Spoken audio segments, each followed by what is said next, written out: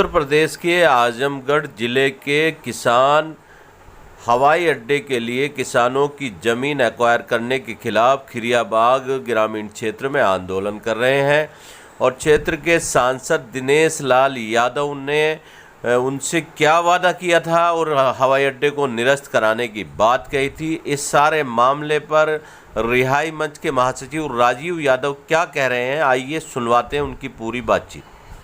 आज एक बार फिर आजमगढ़ से नवंबर में उड़ान होगी, इसकी खबर अखबारों में आई है और कहा जा रहा है कि डीजीसीए ने इसकी अनुमति दे दी। सवाल इस बात का है कि सांसद दिनेश लाल यादव निरहुआ अभी पिछले दिनों कहे थे कि यहाँ का एयरपोर्ट बहुत छोटा है और यहाँ से उड़ान संभव नहीं है, और उन्होंने कहा था कि एयर कंपनियां ने कहा है कि यहाँ पर वो नहीं आएंगी क्योंकि जब तक अंतर्राष्ट्रीय एयरपोर्ट नहीं बनेगा, बड़ा नहीं बनेगा। हमने उस समय भी सवाल उठाया था कि इस एयरपोर्ट को आपने घरेलू उड़ान के लिए बनाया और उसका लाइसेंस तक आपने निरहुआ जी के अनुसार ले लिया, लेकिन आज आप कह रहे हैं कि उड़ान संभव नहीं है और आप कह रहे हैं डीजीसीए की उड़ान होगी। आगे ये सरकार और मंत्रालय ये खुद ही तय कर ले कि उड़ान होगी कि नहीं होगी।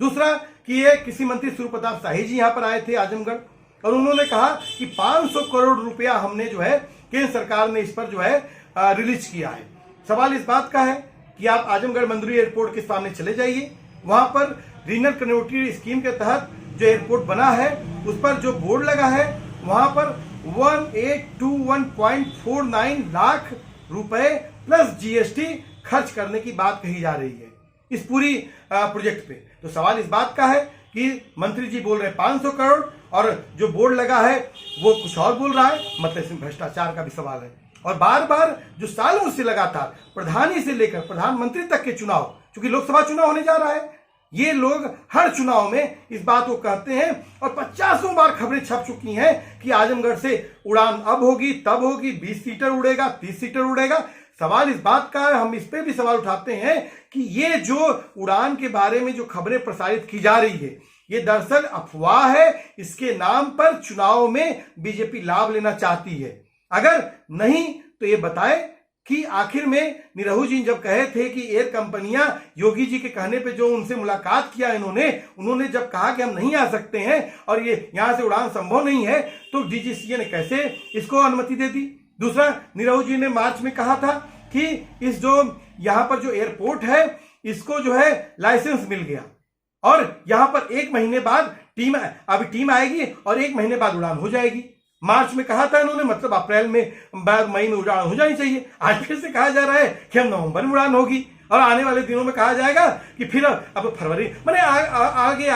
ये चुनाव जब तक नहीं होंगे तब तक ये एयरपोर्ट के नाम पर ये चुनाव लेने, वोट लेने का जो है ये पूरा इन लोगों का ये अफवाह तंत्र इसी तरह से काम कर रहा है। इसको आजमगढ़ के नागरिक, आजमगढ़ की जनता समझ रही है। हम आजमगढ़ की जनता जानते हैं कि जो दिनेश लाल यादव निरहुआ इस बात को बोलते हैं कि आजमगढ़ के लोग मनमड़ हैं, उनको ऊपर पहुंचा देंगे, घुटना तोड़ देंगे, जेल में डाल देंगे, वो निरहुआ आजमगढ़ के प्रति क्या धारणा रखते हैं, उनकी पार्टी क्या धारणा रखती है। वो आजमगढ़ को इनकी पार्टी ने बदनाम किया पूरे देश और दुनिया में, और ये लोग आजमगढ़ का विकास करेंगे। ये लोग आजमगढ़ के लोगों के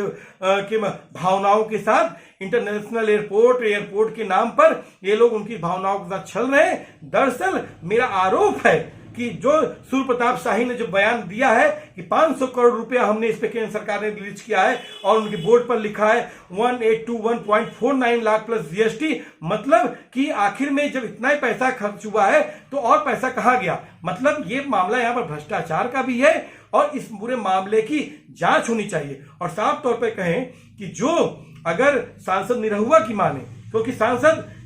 की एक जिम्मेदारी होती है, अगर इस एयरपोर्ट का अगर जो एयर कंपनियां उनको कह रही हैं कि ये यहाँ पर इतना उड़ान संभव नहीं है, छोटा है, तो अगर इसको लाइसेंस दिया जाता है या फिर इसको किसी भी मंत्रालय द्वारा अनुमति जाती है, मतलब नागरिकों की जीवन के साथ भी एक खेल हो रहा है। कल की डेट में इस जो मानक के अनुरूप जो हवाई अड्डा नहीं बना है उस पर आपने हवाई जहाज उड़ा दिया,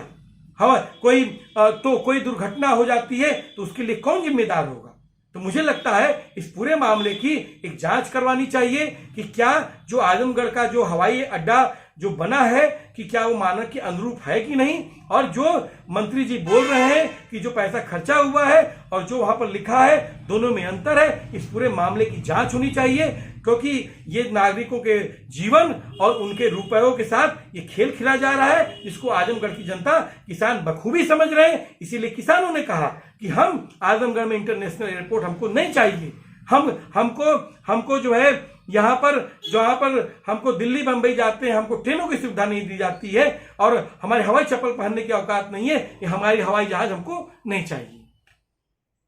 चैनल समाधान 24 को सब्सक्राइब करें।